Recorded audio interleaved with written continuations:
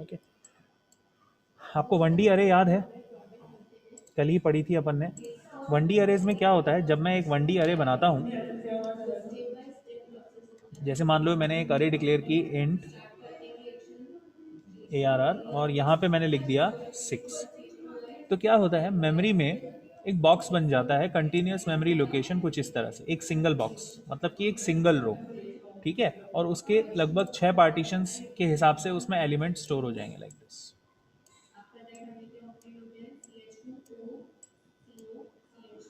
और इसका इंडेक्स होगा 0 1 2 3 4 और 5। कुछ इस तरह से आपके एलिमेंट स्टोर होंगे। ये जो वन डी एरे होती है ना, इसमें सिर्फ वन रो होती है ना, पर कॉलम्स अपने देख सकते हो आप मल्टीपल है। ये वन डी अरे को रिप्रेजेंट करता है लाइक दिस। अब अपन बात करते हैं टू डी अरे की। ये एक मल्टी डायमेंशनल अरे का एग्जाम्पल है, पार्ट है, कैटेगरी है, जिसमें अपन के पास मल्टीपल रोज होती हैं।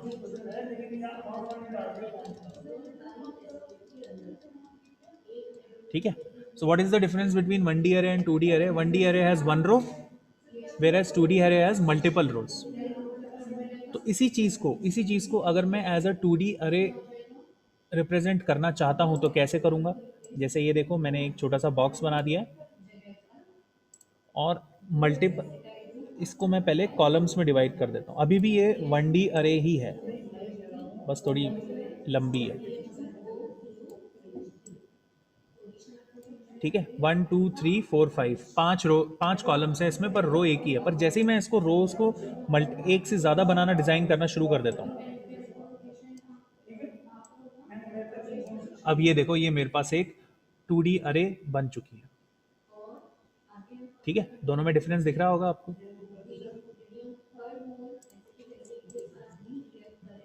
काउंटिंग अगेन,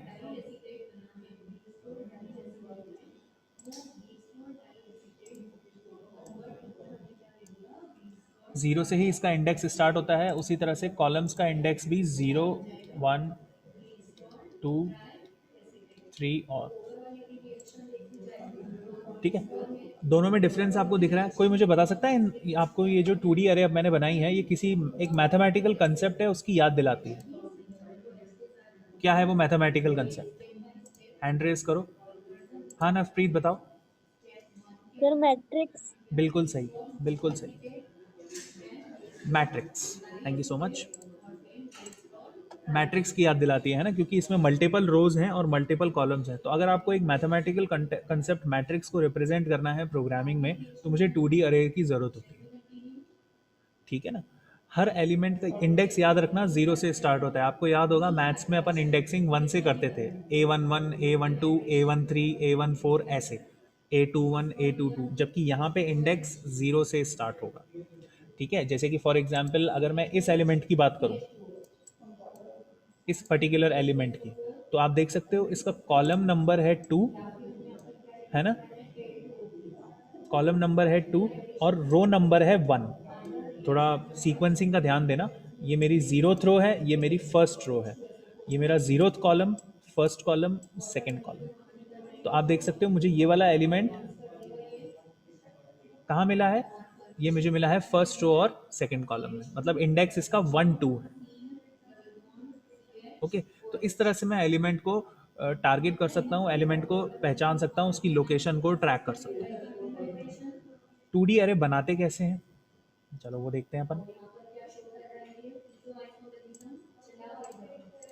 2D अरे बनाने के लिए आपको डेटा टाइप लिखना पड़ेगा, डेटा टाइप, फिर आपकी अरे का वेरिएबल नेम, और फिर 2 बॉक्सेस बनाने पड़ेंगे। ये जो पहला वाला बॉक्स है ना, ये रोज को रिप्रेजेंट करता है, नंबर ऑफ रोज, और दूसरा वाला बॉक्स कॉलम्स रिप्रेजेंट करता है,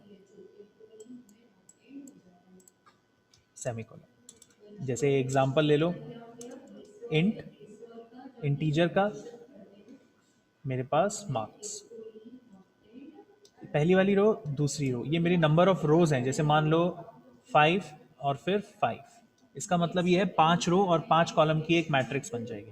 आप फ्लोट परसेंटेज 65, मतलब 60 रोज हैं और इसमें 5 कॉलम्स हैं। ठीक है ना, आप इसको इस तरह से रिप्रेजेंट कर सकते हो। मैट्रिक्स बनानी है आपको, जैसे मैथ्स में अपन मैट्रिक्स बना, ज़्यादातर अपन 3 into 3 की मैट्रिक्स बनाते थे, है ना। तो मैट्रिक्स 3 ये मेरी 3 रोज और 3 कॉलम्स की मैट्रिक्स है।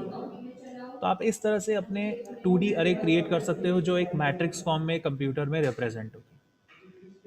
ठीक है, आप किसी भी डेटा टाइप की मैट्रिक्स बना सकते हो, बट मेक श्योर कि अगर आपने यहाँ पे इंट लिखा है तो मैट्रिक्स में यहाँ पे कितने एलिमेंट है, यहाँ पे 9 एलिमेंट होंगे, तो 9 एलिमेंट की सारी वैल्यूज इंटीजर टाइप की होंगी।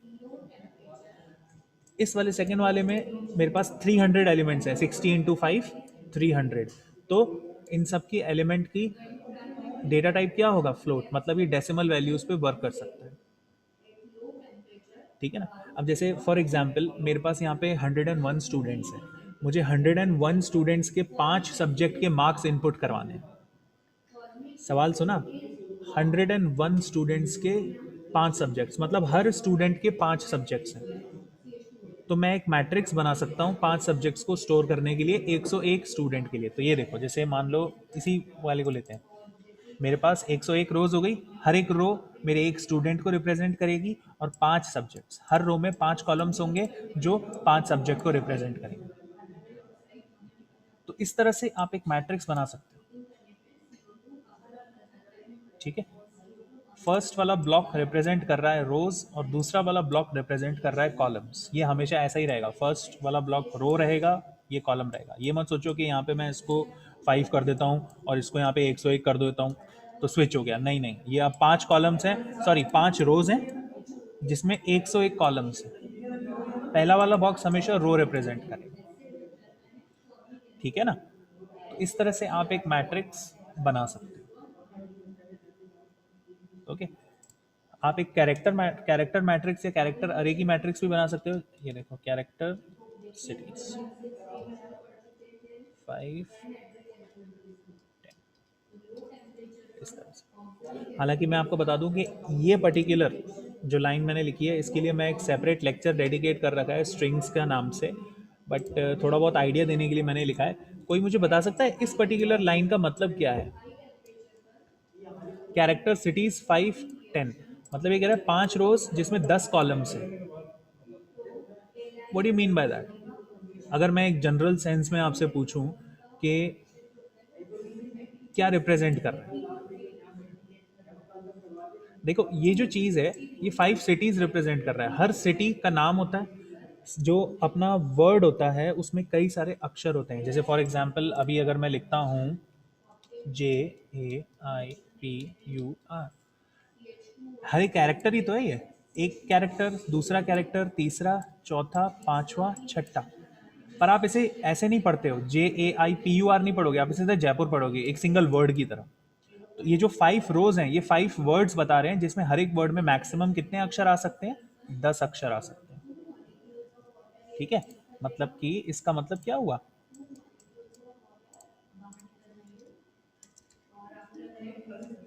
वर्ड्स हैं ये जिसमें हर एक वर्ड में कितने होंगे,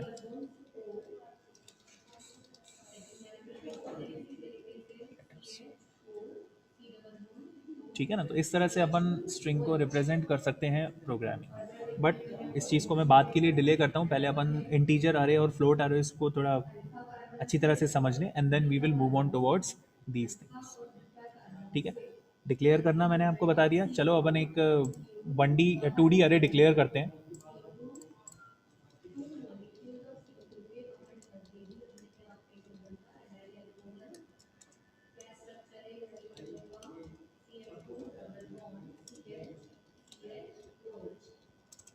ठीक है, फॉर एग्जाम्पल मैंने एक इंटीजर अरे लिए टेम्परेचर्स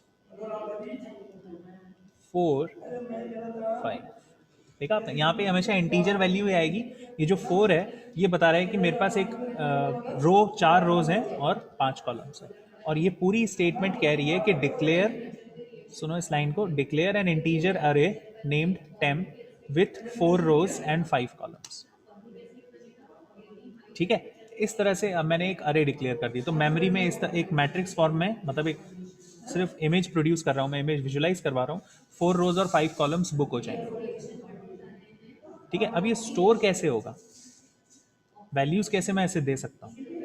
तो वैल्यूज देने से पहले आपको बता दिया मैंने आपको, इंडेक्स क्या होगा, जो रोज है उसका सेपरेट इंडेक्स होगा और वो होगा 0 टू क्या होगा, रो -1। इस केस में 4 - 1 3।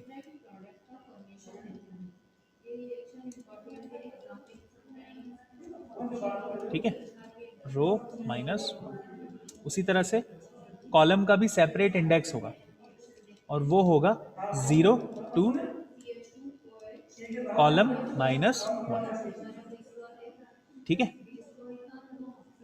तो अब अगर जैसे मैं, चलो इसको विजुलाइज करते हैं, मैं एक मैट्रिक्स बनाता हूं इसी की ही,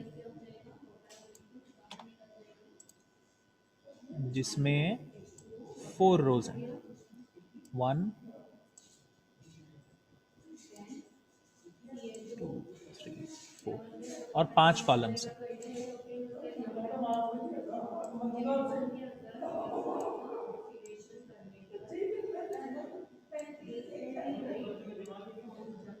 ठीक है, और मैं इनको वैल्यूज दे सकता हूँ, इंडेक्स दे सकता हूँ। अब देखो जो रो है वो मेरे पास, उसकी इंडेक्स क्या होगा, 0 से, ये याद रखना 0 से स्टार्ट होगा, 1 2 और लास्ट में 3।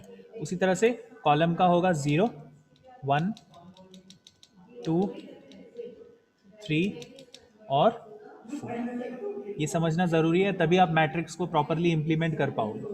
ठीक है ना, मत और इन दोनों के, रो और कॉलम के इंटरसेक्शन पे मैं एलिमेंट को आइडेंटिफाई कर सकता हूँ। जैसे कि ये मेरी पोजीशन कौन सी हो गई, 1 1, ये मेरी पोजीशन हो गई 3 3, सॉरी ये मेरी पोजीशन हो गई 2 3। ठीक है ना, इस तरह से मैं अपने मैट्रिक्स को आइडेंटिफाई कर सकता हूँ। तो चलो अपन एक बार वैल्यूज इसमें स्टोर करने की कोशिश करते हैं। 3 तरह के हैं, 3 तरह से आप वैल्यूज को स्टोर कर सकते हो इसमें। पहला तरीका है डायरेक्टली आप अपने मैट्रिक्स को इनिशियलाइज कर दो, दूसरा तरीका है 1 बाय 1 उसे वैल्यू असाइन करो, और तीसरा तरीका है लूप के थ्रू इनपुट, जैसे अपन ने 1D अरेज में किया था। ठीक है, तो चलो पहला तरीका देखते हैं, फिर अपन थोड़े डाउट्स डिस्कस करेंगे। Equals to 4 equals to curly brackets में, बिल्कुल वैसे ही जैसे 1D एरे में, पर इस कर्ली ब्रैकेट के अंदर और कर्ली ब्रैकेट आएंगे और हर कर्ली ब्रैकेट रो रिप्रेजेंट करेगा। जैसे देखो ये फर्स्ट रो है, कॉमा, ये मेरी सेकंड रो है, कॉमा, ये मेरी थर्ड रो है, कॉमा, और लास्ट में मेरी फोर्थ रो।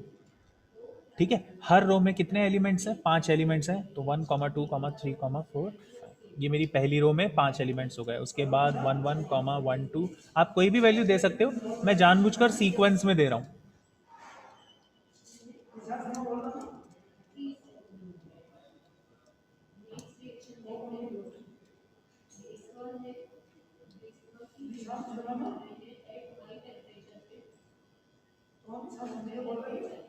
ये मेरे पास अब 2D मैट्रिक्स की वैल्यूज असाइन हो और हर वैल्यू इन बॉक्स में आके फिट हो जाएगी। ठीक है, जैसे फॉर एग्जांपल फर्स्ट वैल्यू जो है, फर्स्ट वैल्यू मेरी जाएगी 0 0 में, विच इज 1। यहाँ पे जाएगी मेरे पास 2, देन 3, देन 4, देन 5। ठीक है, इस तरह से इसमें वैल्यूज स्टोर होती जाएंगी। फिर नेक्स्ट, ये है मेरी रो, ये है मेरी रो, ये पूरी वैल्यूज इस सेकंड रो में जाएंगी, ये और ये थर्ड वाली रो, और ये मेरी सारी वैल्यूज इसमें जाएंगी। ठीक है, इस तरह से हर एक बॉक्स में मेरी वैल्यूज स्टोर होती जाएंगी। हर एक इंडिविजुअल जो इनर कर्ली ब्रैकेट है वो एक पूरी रो को रिप्रेजेंट करता है। काफ़ी इजीली आप इसको रिप्रेजेंट कर सकते हो। कॉलम नहीं आएगा,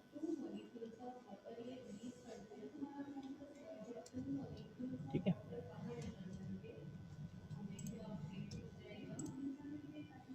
आगे आपको समझ में, इस तरह से आप अपनी वैल्यूज को स्टोर कर सकते हैं। ओके,